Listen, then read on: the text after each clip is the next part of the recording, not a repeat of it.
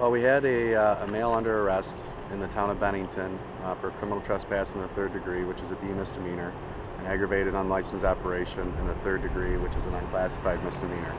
So not very serious charges. However, he needed to be arraigned. Bennington judge wasn't available, so he was brought here to Attica for an arraignment. And just prior to the arraignment, it looks like he ran out the back door of the court and down the stairs and took off. He is handcuffed. He was handcuffed and shackled in the front, and now we're looking for him. He does not have a violent criminal history. He does have a criminal history, but it's not too significant. He's on probation in Monroe County, and we're just trying to get him back in custody.